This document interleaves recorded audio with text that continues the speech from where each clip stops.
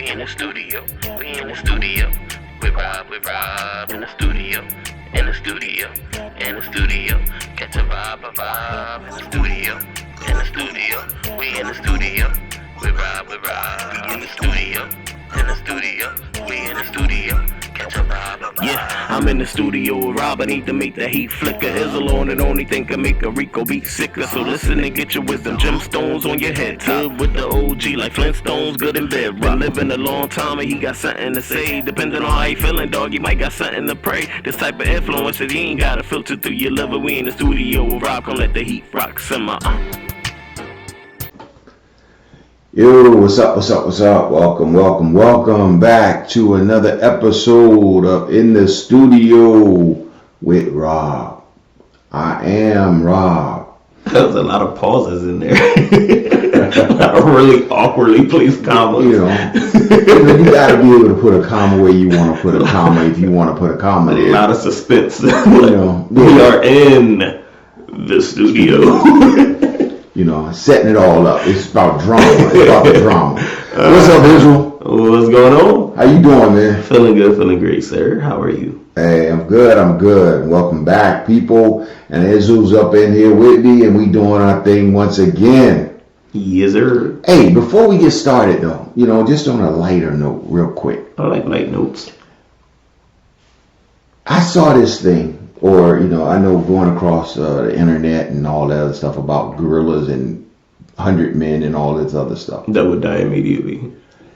So, somebody asked me about it. My personal opinion is, I don't care if you get, one, I don't even trust 100 men to fight with me. Right.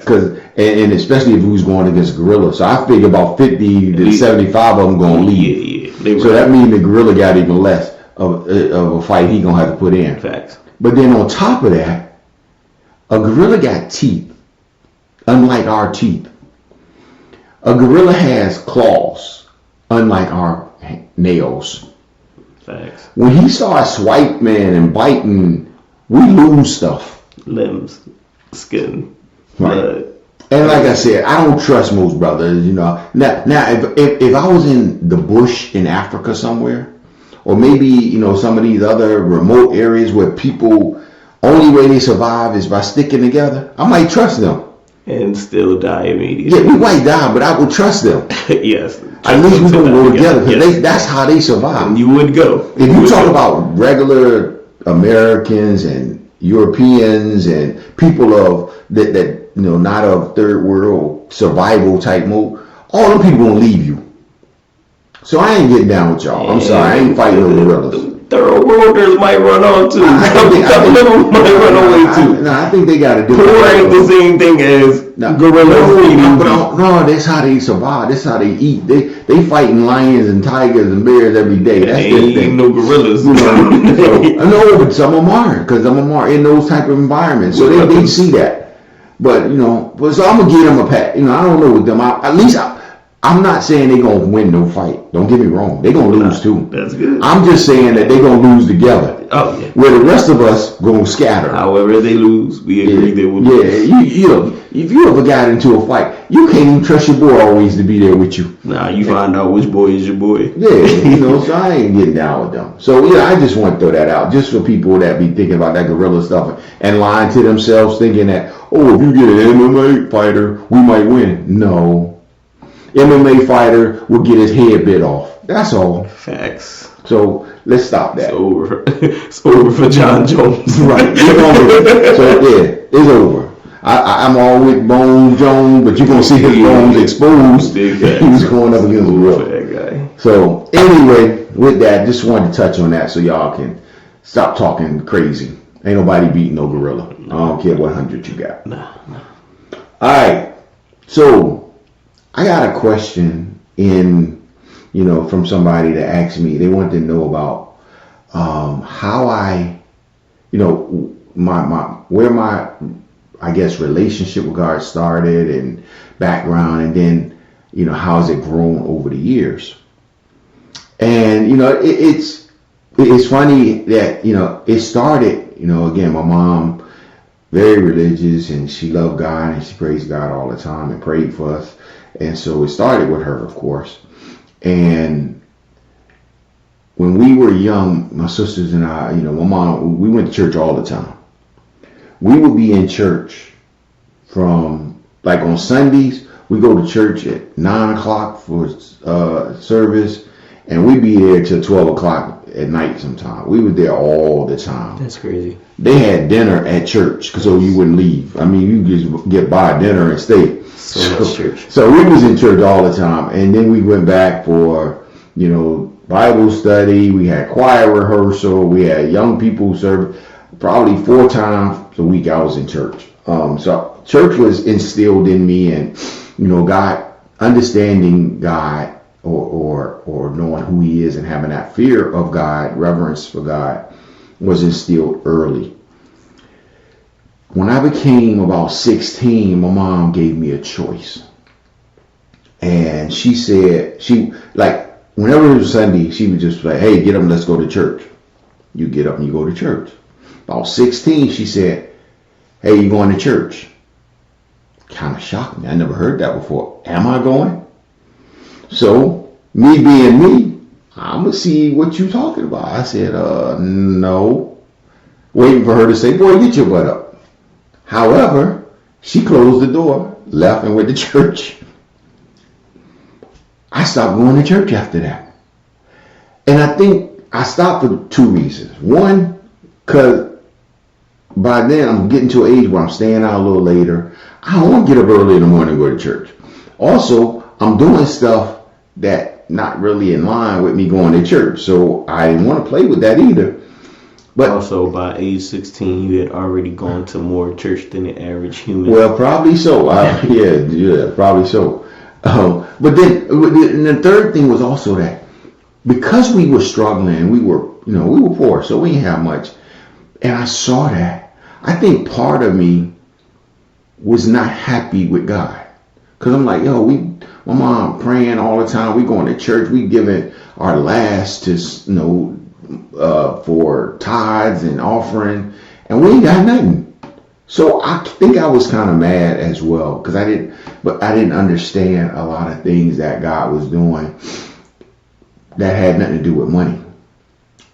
But, so I stopped going to church when I was 16.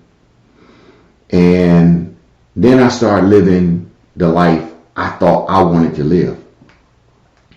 The life I wanted to live had nothing to do with church. It had to do with me fulfilling my pleasures, the things I want to do, just being who I thought I wanted to be.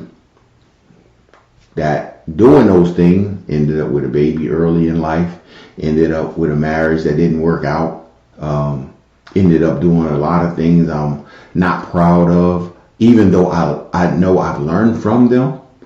I'm not proud of a lot of the things I've done since that time. But they were learning experiences again. But at the same time, I was doing what I thought I wanted to do. But as I got older into my late 20s, I started realizing what my mom was saying all the time, or was showing me, and what God was showing us, is that this life wasn't about money. I thought it was, we poor. God don't care nothing about me. He ain't giving us nothing. But as I got older and started really having a real deep conversation with my mom said, she pointed out, she was like, I don't ever remember buying you clothes.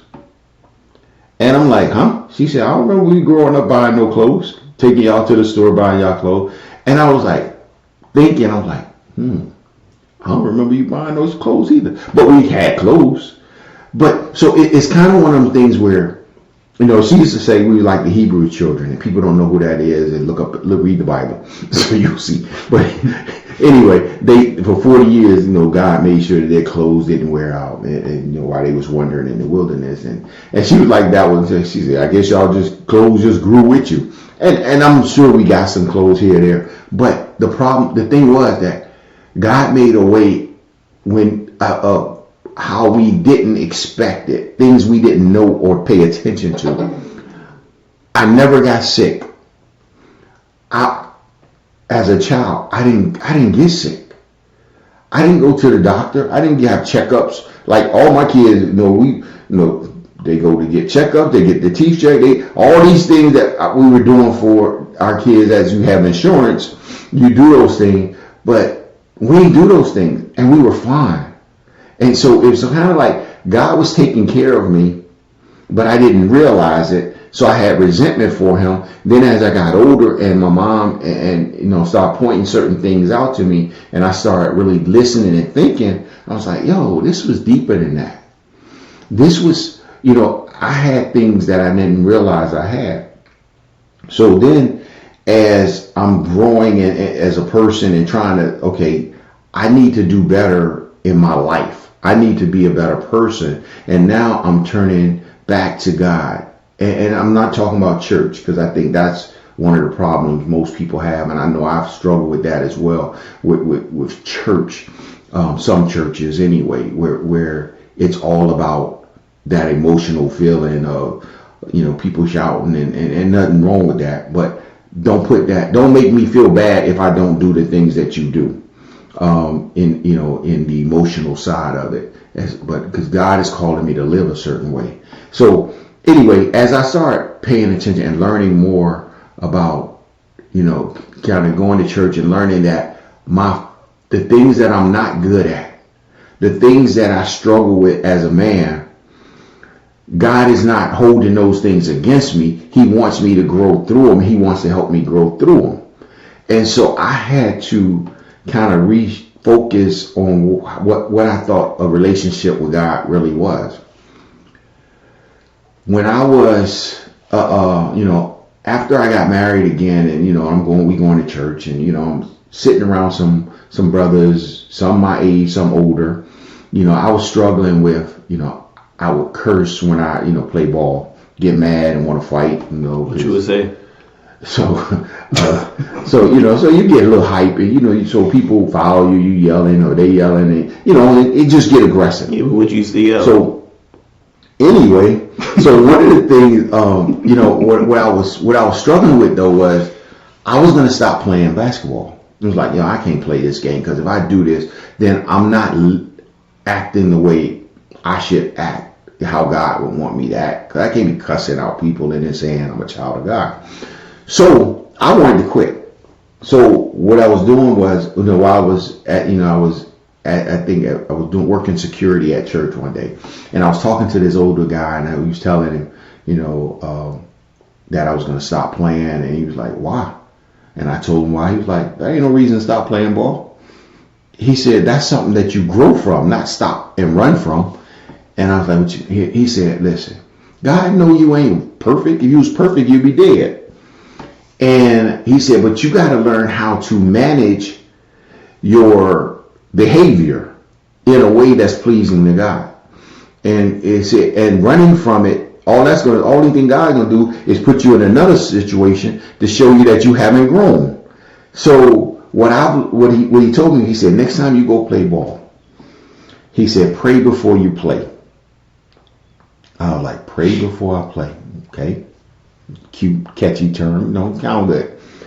Whatever. I'm still thinking I'm gonna go out here and act like a fool, because that's what I've been doing for all these years. So anyway, so I was, I had a game one night, and I was sitting there, and I was like, all right, what I got to lose? So I prayed, Lord, help me to stay calm, not to cuss, and not to be all crazy while I'm playing, and just enjoy the game. Pray before you played. Prayed before I played.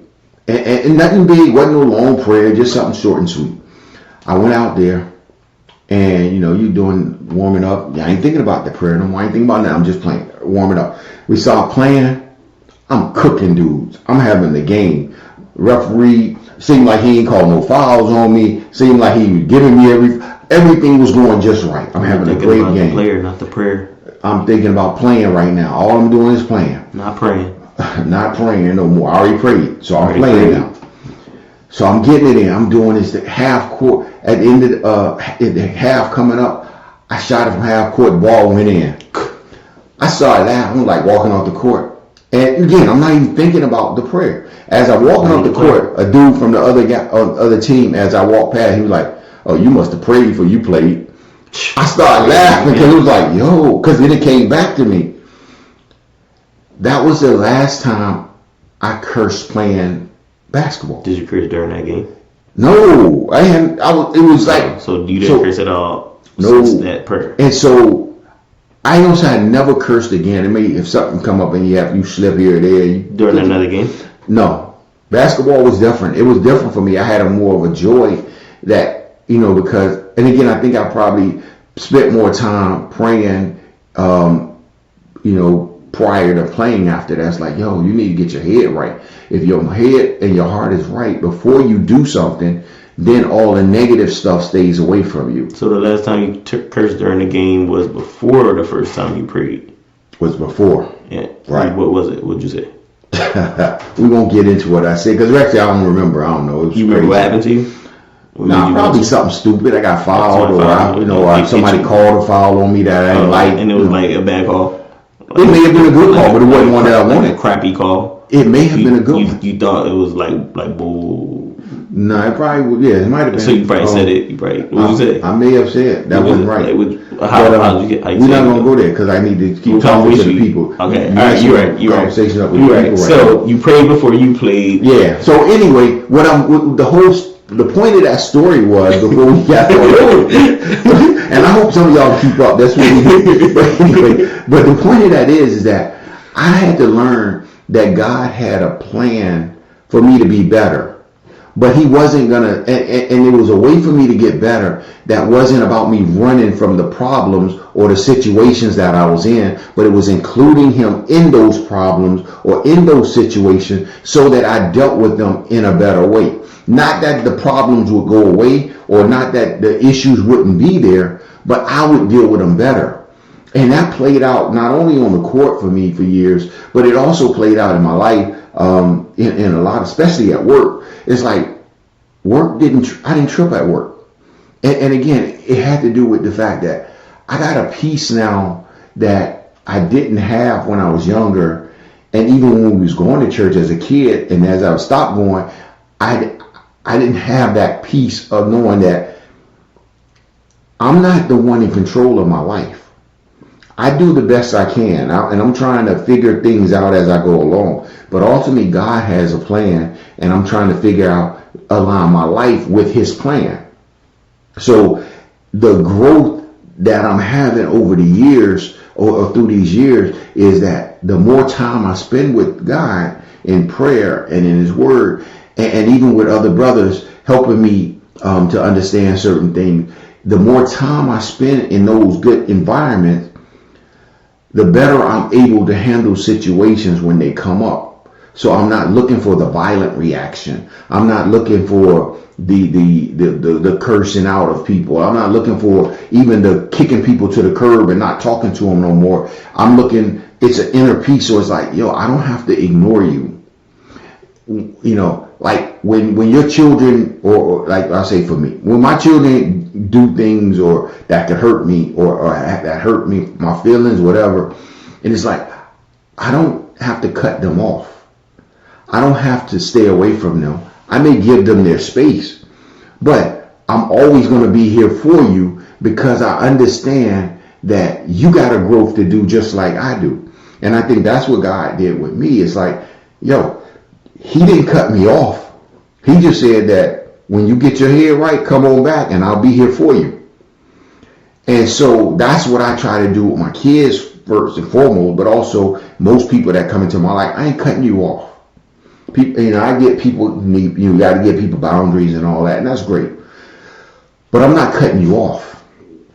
When you get right and you want to come back and we can have a relationship that's drama free, or for the most part as much as drama we can have as human, but a peaceful existence together, I'm more than happy to welcome you back. And so those are some of the things that I've learned from spending time with God. But and then also one of the biggest things I've learned is that I need to be right and not try to fix other people. When you marry, and some of you married people might understand this, but you might not either. But anyway, when you marry and your wife or your husband get on your nerves, And even if you saved or if you're not, but if you saved, a lot of them say, Lord, my wife doing this, fix her. Or especially women, you be like, my husband ain't doing right, Lord, help him. And and God's like, don't talk to me about her. Talk to me about you. Because what are you doing? Not what he or she is doing, but what are you doing? And that's one of the things God showed me. It's like, yo, don't pray about your wife, about fixing her. Fix you. Because maybe I'm using the things that she does, I'm using those things to show you. So when my wife get on my nerves, God's like, I'm just showing you ain't got no patience yet. You need to work on your patience. Or I'm showing you that you still got a little bit of anger in you that you ain't learning how to control yet. So I need her to do those things. Or I need him to do these things so God can show us who we are. But we keep looking at it as, I want the other person to be fixed. Or I want them to stop this. Or I want them to, Lord, they ain't saved. They don't act right.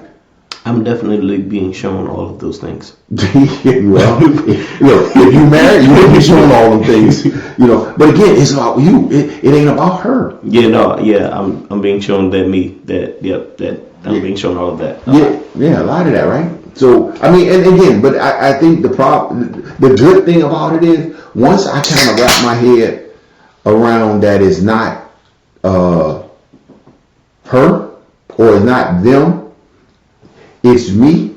Once I wrap my head around that, then I can go and deal with the issue and deal with the problem within me. Because God can help me fix me, but he can't help me fix nobody else. That's not my issue. If my wife every day did something crazy, and I can say, baby, you should stop. But until her and God got together and they fixed that, God, I just need you to help me have peace while she doing crazy things. Give me the peace, give me the comfort, give me the words to encourage her, give me the things to do right so that I can help her. But at the same time, that's not my issue to change her. I can't change nobody but me. I hear you. And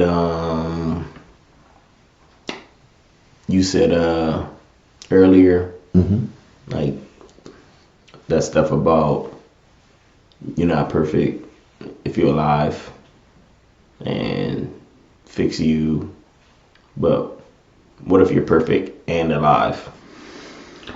Then you would be Jesus, my friend.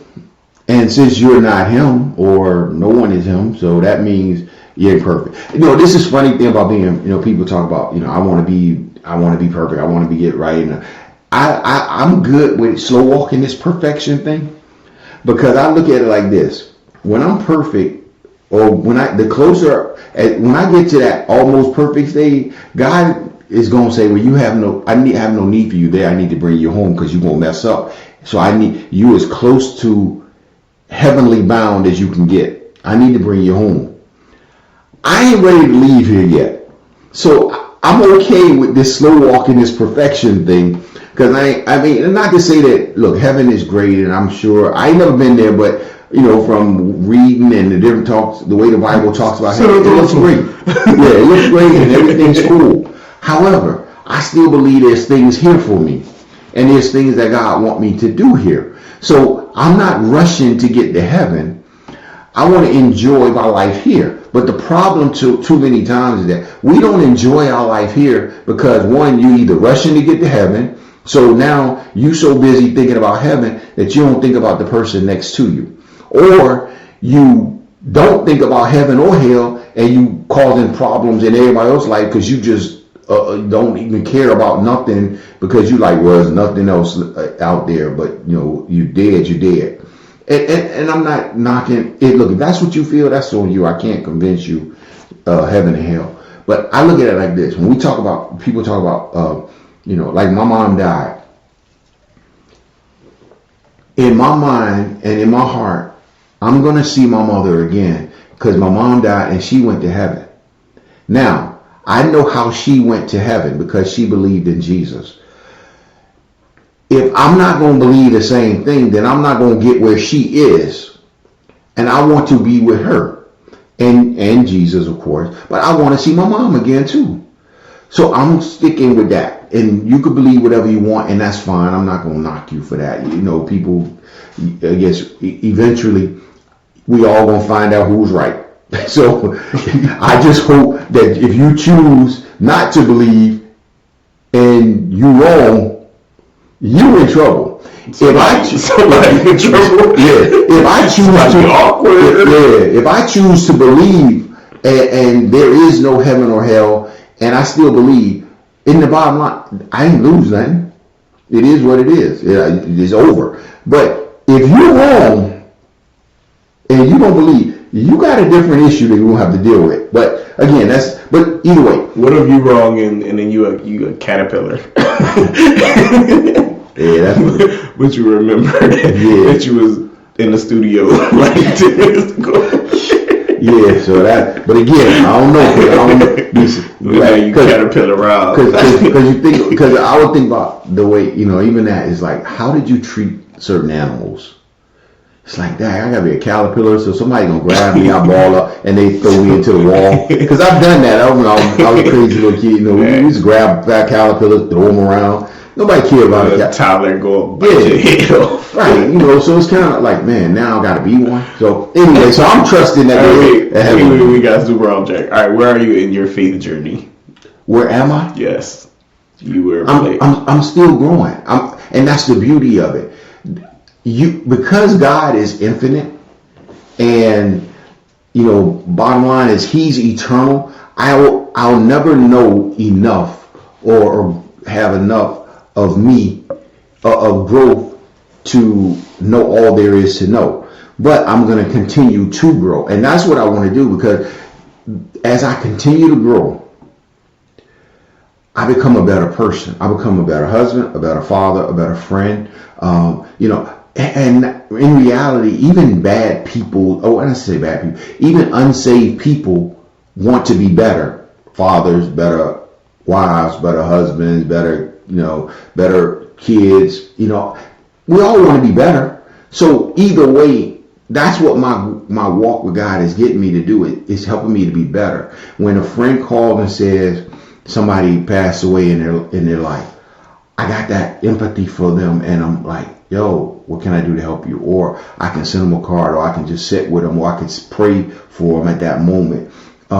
If I'm riding down the street and I see a homeless person, and you know, I have that compassion and empathy to give them a few dollars to help them, or to buy them a meal. You know, those are things that, you know, the closer I get to God, the more I want it, the things that I want to do more of. Even this podcast, the closer I get to God, the more I want to give back to young people and to people, to let them know that, yo, whatever you're going through, one, it's not going to last, and it can get better if you stop focusing on the negative thing and focus more on the beauty that God is also giving you. And so it's all those things. My relationship with God and the growth that I've had continues because I continue to say, I just want to be better. And I know the you know, it's like people will say, I want to be like Jesus.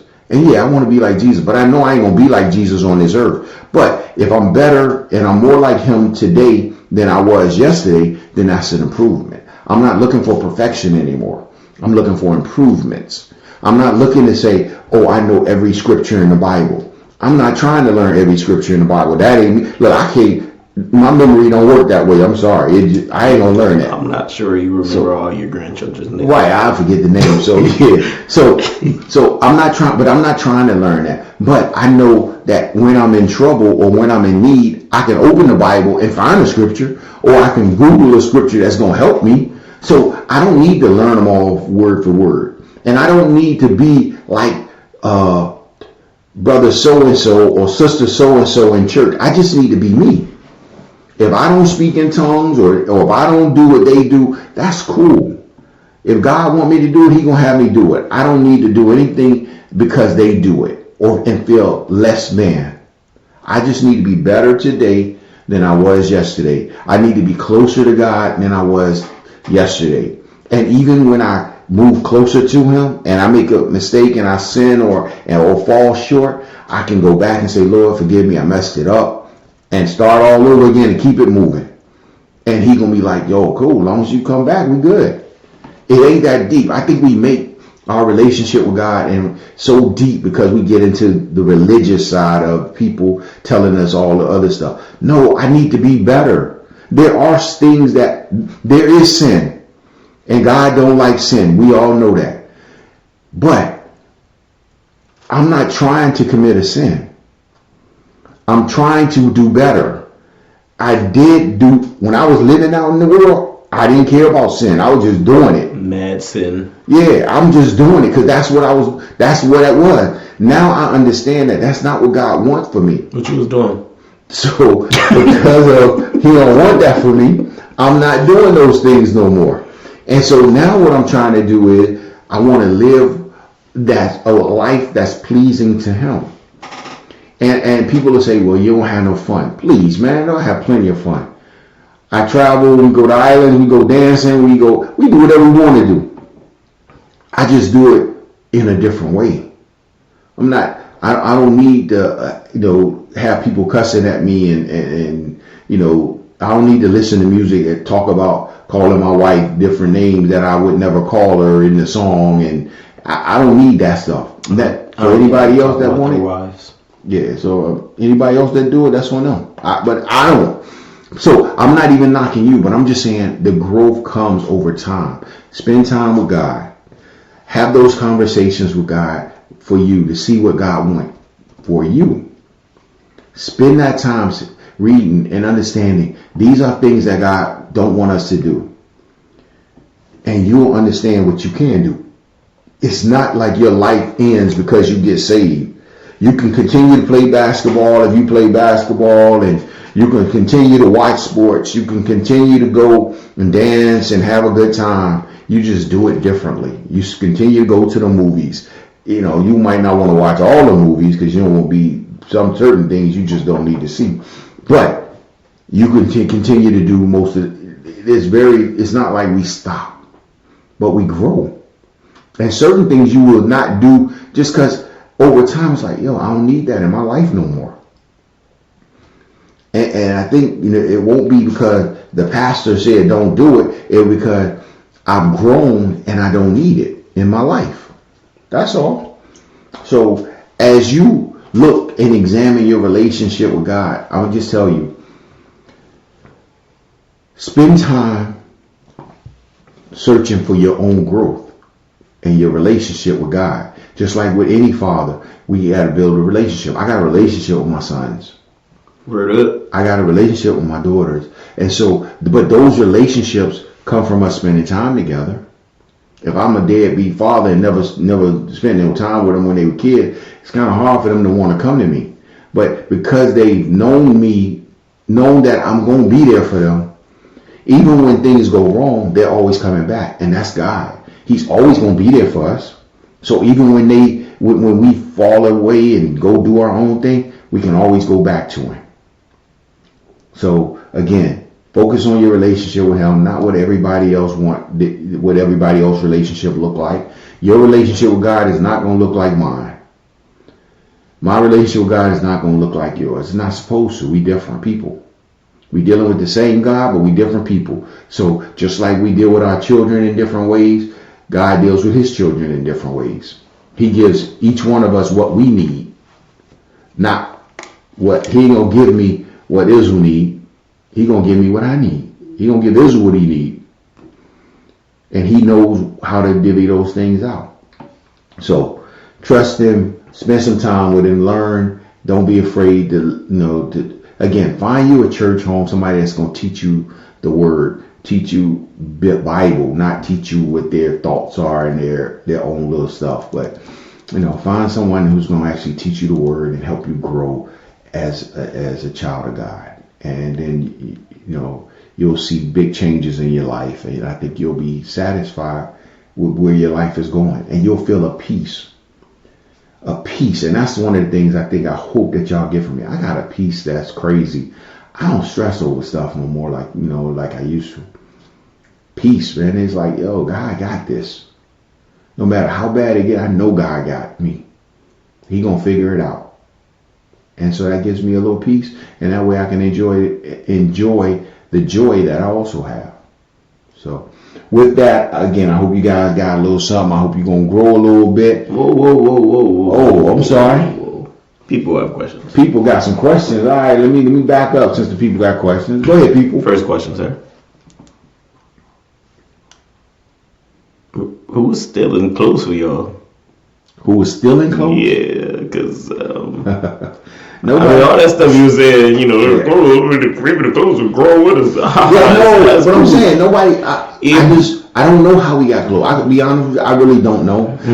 My sisters called me a couple of weeks ago and they said did I remember when my mom made them dresses for Easter? I didn't know my mom could sew, no, I ain't remember that. So they were like, "What you wear?" I don't know. I don't remember Okay, they clothes trying like to get that. the story straight still. All these years later, still trying to get the story straight. Yeah, I mean, like I said, They're thorough. yeah. So I don't know how we got clothes back then. Maybe people gave us clothes. I don't know. You know, it wasn't like I had a brother that could, like hand me downs. So I ain't get no hand me downs from a brother or nothing. So I know. Yeah, I know. So I don't know where clothes came from actually. You know, so unsolved mysteries. All right. Yeah, Cool. I don't know. All right. Second question. You still be sinning? Do I still be sinning? Yeah. Like what kind of stuff you be doing? What you be doing? I'm like anybody that's living. I commit sin occasionally, but Like what kind? I don't live in sin. Like I'll what? put it that way. I don't live in sin. I don't continually commit sin of some one kind or another. But again, like anybody, I'm gonna fall short. I ain't gonna do everything right. So what you be doing when you be falling short sometimes? I kind of smack my son upside the head for asking me dumb questions sometimes, and I know the violence is not right, but I can't help it. Yeah. Come a little closer for a second. I Y'all- thought you can was y'all hear with me? your other, with your other sons. Yeah, other than that, I still got some anger issues that pop out every now and then, or some selfishness issues that pop out every now and then. I'm human, so I'm not perfect, like I said. Like me. I'm not trying to, and I'm not trying to be yet. Me either. I'm trying to get there. I'm trying to be pretty either, Yeah. man. But sometimes, it just happens. Yeah, You know what I mean? your perfection is You different. perfect sometimes. Yeah, so, but again, I'm gonna slow walk this thing because I ain't ready to leave here yet. So, any other question from the people? I think the people are good. I think the people just the be people nosy. the people will be in touch, and the people will continue to investigate this clothing matter. Cool. Check it out. We're not And snitching, no. We're not snitching. We just want to know. yeah, I know, and hopefully maybe the people find out. I don't know. You can't ask my mama, so I don't know how you gonna find out. But I don't know where our clothes came from. We shall see. So, We shall see. all right. Well, hopefully the mystery of where we got clothes, when we was little, it will show up at some point. But until then, I'd like to thank all those that poured into my life when I was a child, And still and those that may have even donated to some clothes that I don't know that I had. But We're still I had some good people at churches, in different churches that that at least spoke to me in a way that made me realize it's okay. Even when I was, one thing I'm gonna say though, I remember when I was, kind of living out there a little bit, and my grandmother, she was a missionary, and so she was, really into it. But anytime I saw her, all she ever did was give me a kiss and say, "Baby, you'll be okay."